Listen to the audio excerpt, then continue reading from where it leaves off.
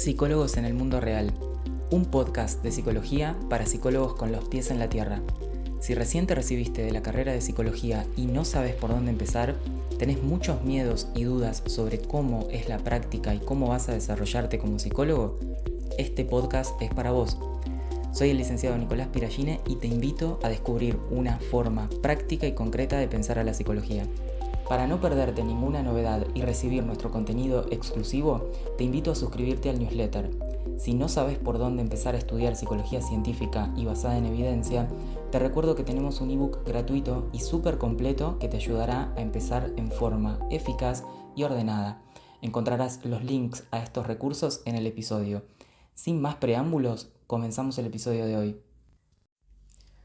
Bienvenidos al episodio número 33 de Psicólogos en el Mundo Real. Nos estamos aproximando a fin de año y ya estamos brindando los últimos episodios de todo el año, terminando esta primera temporada que espero que hayas disfrutado mucho de Psicólogos en el Mundo Real. Los últimos episodios estuvimos trabajando varios aspectos diversos de varias temáticas. Abordamos cuestiones que hacen a la organización del consultorio, abordamos cuestiones clínicas también, abordamos temas como análisis funcional, como preocupaciones, como trastorno de ansiedad generalizada, vimos también el protocolo para trabajar con preocupaciones, vimos un montón de cosas que hacen tanto al trabajo clínico y psicológico en sí, como al trabajo también que complementa a nuestra labor como psicólogos, que son todas esas tareas de administración, de organización que tenemos que hacer como psicólogos en nuestro consultorios. Así que bueno, hoy vamos a trabajar un tema muy particular que también fue muy pedido, que es el tema de cómo trabajar. En definitiva, yo planteo cómo tener una guía o una orientación, una herramienta de filtrado de los problemas cuando no nos encontramos con un diagnóstico claro del DCM. Acuérdense que siempre que hablamos de DCM, trastornos con un determinado nombre, diagnósticos, estamos hablando de algún tipo de metodología que utilizamos los psicólogos para comprender el problema. O sea, es algún tipo de metodología o sistema de evaluación. Y de eso vamos a estar hablando hoy en relación al análisis funcional. Antes les quiero avisar, para todos los que son seguidores asiduos y que están siempre siguiendo nuestros contenidos semana a semana, que este lunes, particularmente por un problemita que tuve con la plataforma de envío de correos electrónicos, que ya mandé un mensaje de ayuda al soporte de la plataforma para ver cómo solucionarlo, pero por un problema con la plataforma no va a haber newsletter hoy lunes. Así que vamos a retomar con los envíos del newsletter, que yo justo les quería mandar un mensaje que lo tenía preparado, pero bueno, la plataforma me lo impidió y hacer el traspaso de todo a otra plataforma a último momento, la verdad que es muy complejo en tiempo, sobre todo, poder hacer eso.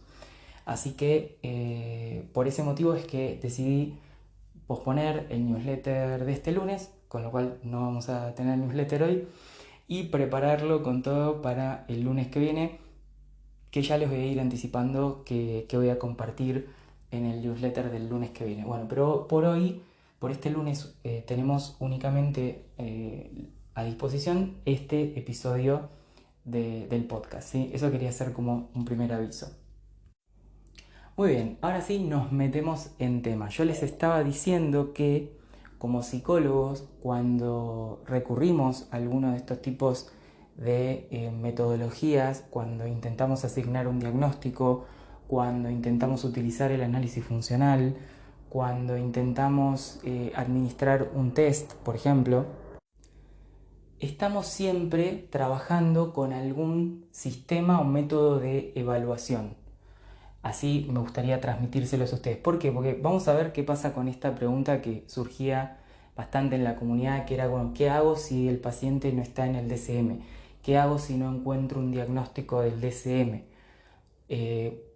Bien, ahora vamos a responder eso, pero primero, ¿por qué nos pasa que entramos en esa duda, en esa conflictiva? Bueno, porque ¿qué es el diagnóstico en realidad? Es una forma de evaluar el problema que tengo enfrente, ¿no? Tenemos que entender bien qué es un diagnóstico. Desde la perspectiva del profesional, y desde su actuar profesional. Después para el paciente podrá significar otras cosas, pero desde nuestra perspectiva profesional es una forma de evaluación. ¿Y qué es una forma de evaluación? Es una manera que tenemos de entender y explicar el problema. O sea, estamos frente a qué es lo que está pasando ahí, tal diagnóstico. ¿Sí? Entonces podemos comprender de alguna manera, podemos asignar una determinada explicación, después veremos si es una descripción, si es una explicación, pero más allá de eso, vamos a lo básico, podemos entender de alguna forma el problema que tenemos enfrente. ¿Y por qué eso nos tranquiliza? Y por qué la compañera, que me acuerdo que había una en particular que me decía, no sé cómo hacer si no tengo el diagnóstico del DSM. Y claro, porque el diagnóstico del DSM o cualquier método de evaluación que se muestre efectivo, ¿qué me permite? Me permite ahora saber cómo yo tengo que actuar. Por eso me genera más tranquilidad, porque acuérdense que la forma en la que tenemos de entender el problema, que es el proceso de evaluación, está totalmente relacionado con el proceso de intervención, o sea, con lo que yo voy a actuar después como profesional. Por ende, si yo no tengo claridad en la evaluación, no tengo claridad en mi método acerca de cuál es el problema y qué es lo que está pasando, entro en un pánico total porque carezco de las herramientas para saber guiarme en cuál tiene que ser mi accionar y mi actuar profesional, porque sencillamente no sé cuál tiene que ser, porque no sé frente a qué problema estoy. Entonces esa es la disyuntiva, ese es el problema que se presenta aquí y eso era lo que quería compartir primero. Bien, una vez que entendemos eso, que entendemos que estamos frente a un método de evaluación que se torna fallido, ¿en qué sentido se torna fallido? En el sentido de que yo trato de asignar un diagnóstico, una etiqueta diagnóstica, a un problema de un paciente, pero no logro una coincidencia entre lo que el diagnóstico dice ser y lo que el paciente me pasa, y ahí entro en podríamos decir que es una falla del sistema diagnóstico, porque si el sistema diagnóstico está creado para orientar el actuar, el accionar de los clínicos y no los logra orientar, sino que los confunde o les genera una desorientación por el hecho de yo tener que estar viendo si coincide y si no coincide, no poder estar atendiendo a los problemas que ahí están ocurriendo frente a mí dentro del consultorio, porque estoy atento a esa coincidencia entre la etiqueta y el problema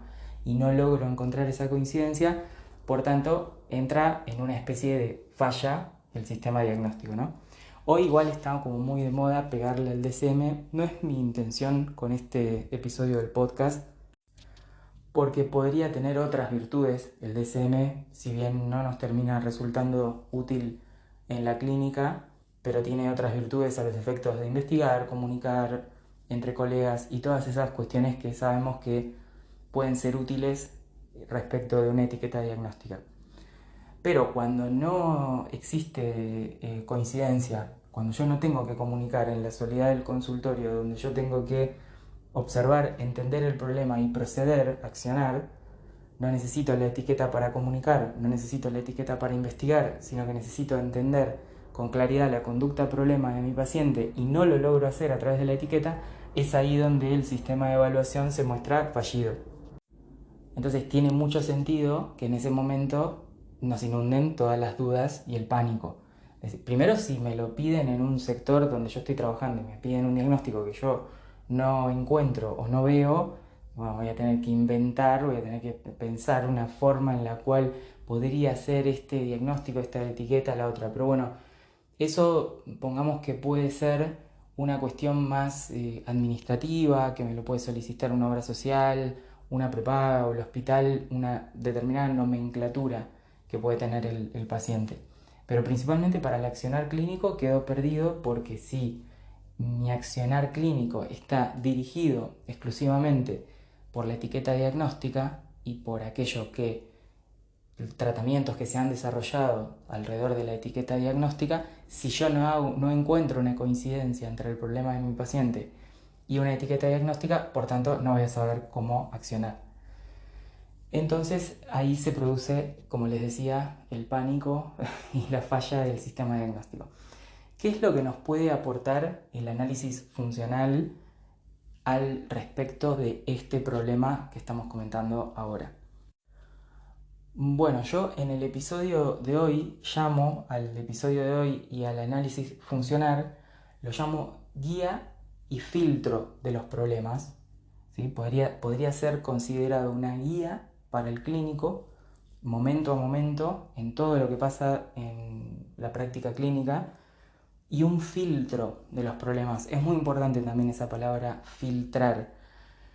Y ahora voy a tratar de exponer este punto y a ver si lo hago suficientemente bien y les parece que están de acuerdo o no. Pero voy a intentar defender esta hipótesis que estoy comentando aquí del análisis funcional como guía para cuando no existe guía, es decir, para cuando los otros métodos de evaluación se muestran ineficaces o fallidos. Como decíamos recién, no se encuentra coincidencia entre los sistemas diagnósticos y el problema de mi paciente. ¿Qué me va a guiar en ese momento, donde antes de entrar en pánico? Bueno, me va a guiar el análisis funcional. Ahora vamos a ver cómo podría suceder eso. Pero no solamente eso, sino que el análisis funcional también me va a permitir filtrar los problemas.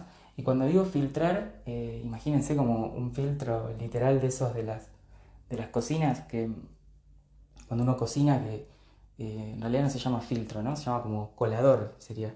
Que uno mete todo ahí, no sé, el arroz, los fideos, las cosas, y va moviendo así, o una lata de arvejas, una cosa así, y va moviendo el colador y el filtro con agua y se van como filtrando todo y queda solo las arvejas, ¿no? O solo los fideos. Bueno, ¿por qué es tan importante esta noción de filtro también? No solo de guía para saber cómo moverme, sino de filtro. Porque va a suceder que nuestro paciente, nuestro consultante, nos va a mencionar innumerables problemas. Va a pronunciar innumerables palabras de innumerables áreas de su vida. Bueno, innumerables áreas de su vida no, estará el área personal, el área laboral, el área como estudiante, el área en su aspecto de pareja, bueno, las áreas más relevantes de la vida del consultante. No son innumerables, tienen un número. Pero sí va a mencionar muchísimas cosas de su vida. Y algunas van a ser más relevantes, otras menos relevantes respecto de la conceptualización del caso. Y la posibilidad de filtrar tiene que ver con eso, ¿no? De quedarme con los problemas que son los más relevantes a abordar, que básicamente hacer una buena conceptualización del caso es eso, a mi entender, es filtrar adecuadamente todo lo que nos cuenta el paciente para convertirlo en los problemas principales y con una orientación clara después para cómo tengo que accionar sobre esos problemas. Pero bueno, vamos entonces a entender, a tratar de entender y defender esta hipótesis de el análisis funcional como guía y como filtro de los problemas. Yo entiendo que uno como psicólogo tiene que tener, y esto debería estar en cualquier disciplina, un conjunto de reglas o leyes básicas que me permiten orientarme respecto de cómo funciona aquello que yo estoy estudiando, si es en la biología o en la biología molecular, bueno, no sé, las moléculas, no conozco ese tema. Si es en el organismo y en medicina, bueno, hay una forma en la que funciona los organismos, el organismo, hay un montón de principios físicos y químicos, tengo que conocer esos principios. Si es en la física, por ejemplo, o en las distintas áreas de la física, la cinemática, la estática, la dinámica, la electricidad, la física de la fuerza, la masa, la aceleración, tengo que conocer de la disciplina que yo manejo ciertos principios básicos. ¿Para qué? Porque yo no voy a poder saber todas las situaciones específicas de cada. Por ejemplo, si nos metemos en la física y en los aspectos de lo que se conoce como cinemática, que bueno, hace mucho tiempo que estudié este tema, así que vamos a ver si me sale la comparación con la física, porque me gustaba mucho la física en la secundaria y justo iba a un secundario que tenía mucho contenido de física, pero hace muchos años que no lo estudio. Pero, pero bueno, veíamos esto de cómo son las fuerzas y cómo la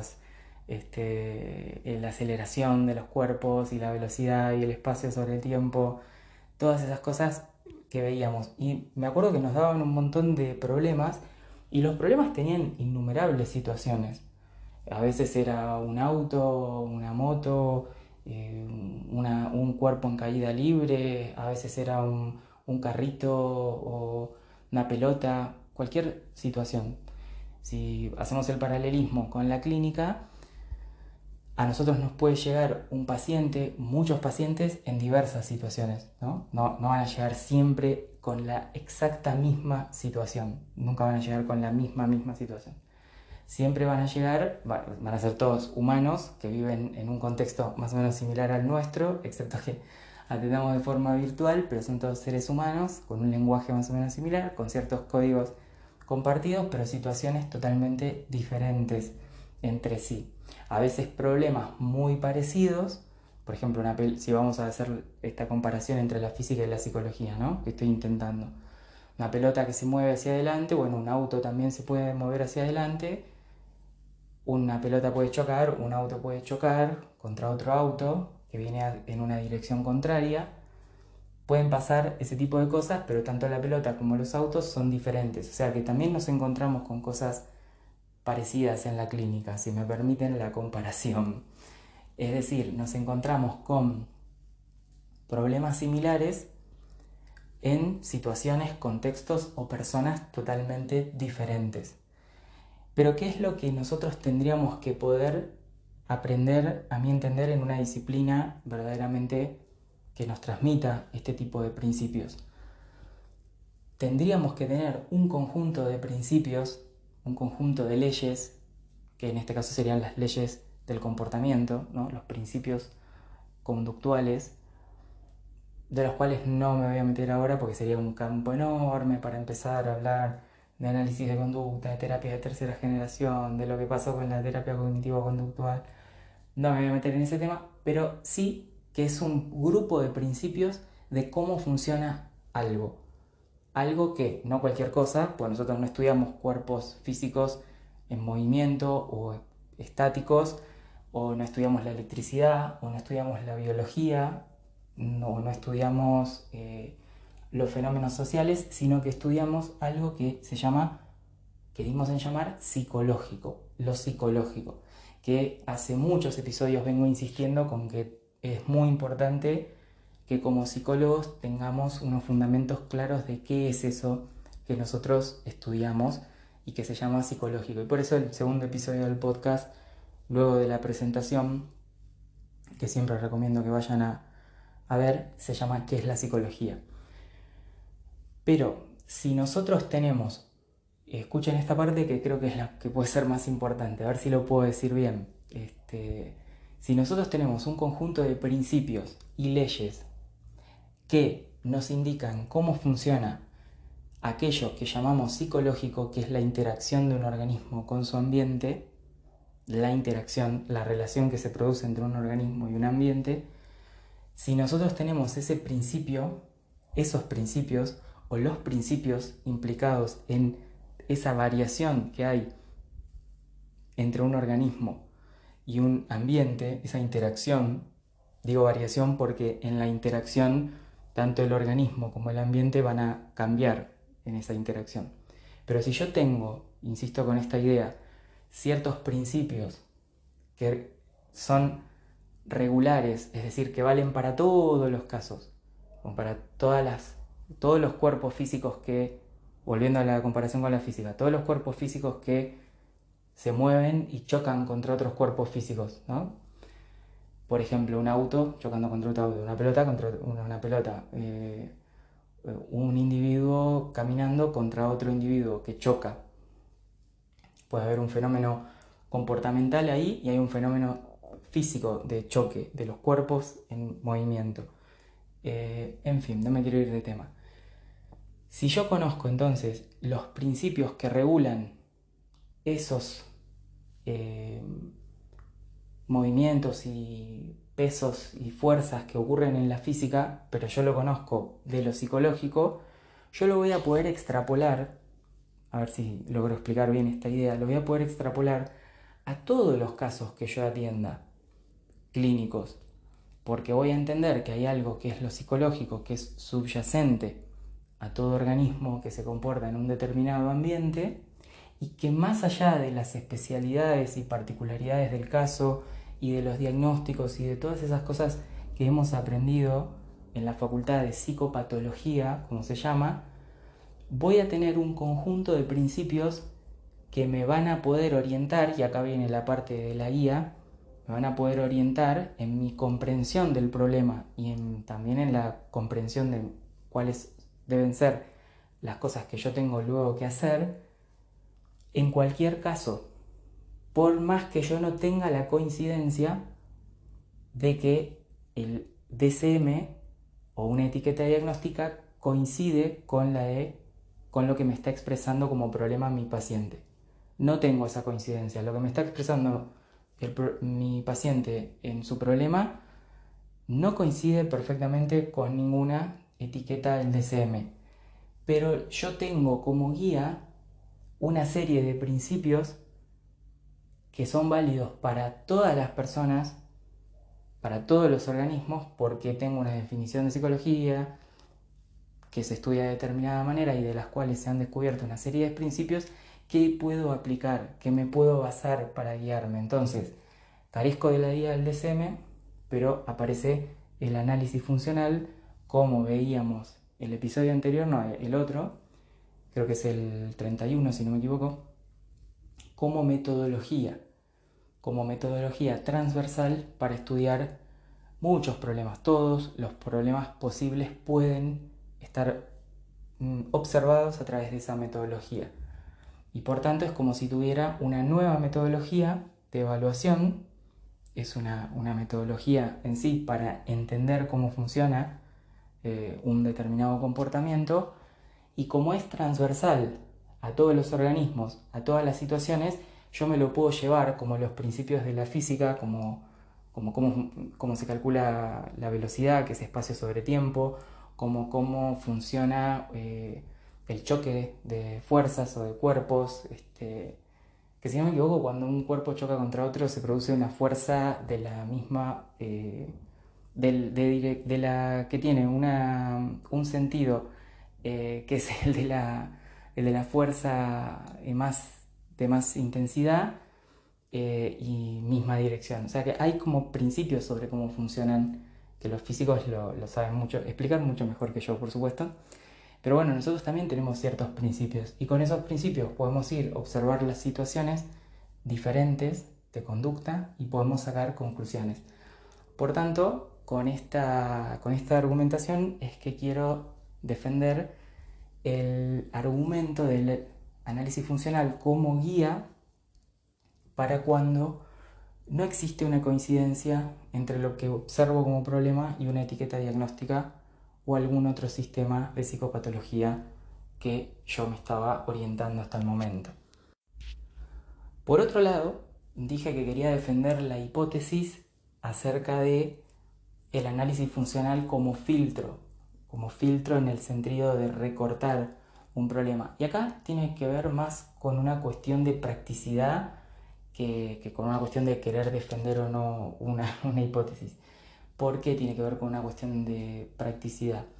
Piensen que cuando ustedes están frente a un paciente que en las primeras sesiones les cuenta un montón de problemas, un montón de cosas que hacen a su vida, porque además piensen lo siguiente, uno tal vez si no está empezando a atender todavía, tiene más como esta idea de que, bueno, el paciente me viene a contar algo que le está pasando ahora, Y es eso de lo que vamos a hablar. Sí, pero te va a contar algo que le está pasando ahora y te va a contar sobre los vínculos y te va a contar sobre cómo es su trabajo y cómo es su relación con la familia y te va a contar algo del pasado y te va a contar algo que quiere para el futuro y te va a contar algo de muchas situaciones del pasado y muchas del futuro y cosas de ahora que piensa que se relacionan con el pasado y otras que se relacionan con el futuro y preocupaciones y cosas de la facultad y se empiezan a acumular un montón de cosas que si yo, de temas, de, de,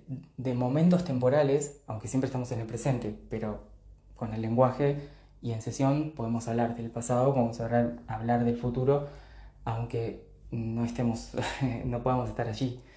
Pero si yo no tengo una manera de poder separar, separar los problemas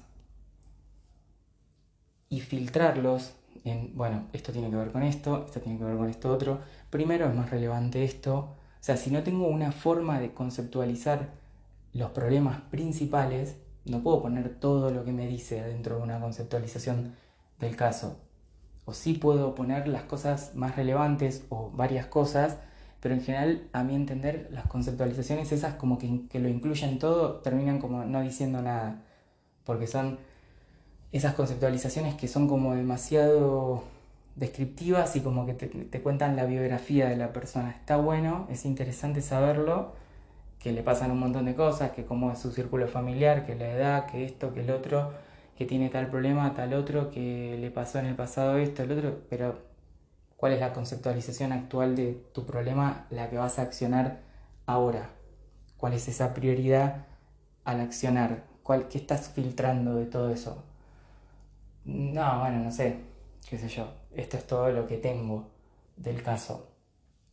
Bueno, está bueno utilizar el análisis funcional también como una herramienta de filtro, porque justamente como el análisis funcional es una herramienta que recorta la conducta temporalmente, la recorta literal en segmentos temporales, porque es inherente a la metodología del análisis funcional el establecimiento de un tiempo, una temporalidad y una secuencia de los eventos que se dan en una determinada temporalidad, entonces yo puedo organizar temporalmente y por segmentos las cosas que me está contando el paciente, ir filtrándolas, separándolas, viendo cuál tiene relación con cuál no tiene relación con cuál puedo dejar de lado. Hay muchas cosas que tal vez son irrelevantes del relato del paciente, pero tengo que saber cuáles, tengo que hacer una adecuada conceptualización del caso para saber cuáles y quedarme con lo más importante del caso. Eso también me lo permite hacer esta metodología tan práctica realmente que es el análisis funcional en la psicología.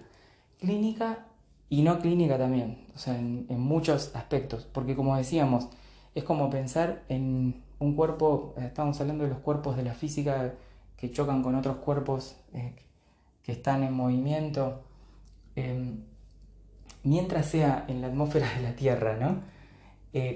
Es siempre igual como se comporta un choque, por ejemplo. Un cuerpo que va en movimiento y choca contra otro cuerpo en esta atmósfera, ¿no? Siempre funcionan con las mismas leyes. Entonces, esto es lo que les quería contar hoy. Espero que les haya resultado interesante. Por eso se llama el episodio El análisis funcional como guía y filtro de los problemas clínicos. Espero haber sido claro y haber podido comentar esto de manera pertinente. Espero sus comentarios, a ver si les parece relevante estas ideas. Y de esa manera también queda un poco comprendida la forma en la que podemos actuar cuando el paciente no está en coincidencia con ninguna etiqueta diagnóstica y poder salir un poco de esa angustia o pánico que nos genera. Espero que hayan disfrutado este episodio. Como les decía al principio del episodio, recuerden que no hay newsletter este lunes, sino que nos encontramos el lunes que viene con el newsletter y nos estamos escuchando en el próximo episodio de Psicólogos en el Mundo Real. Gracias por estar ahí. Chau, chau.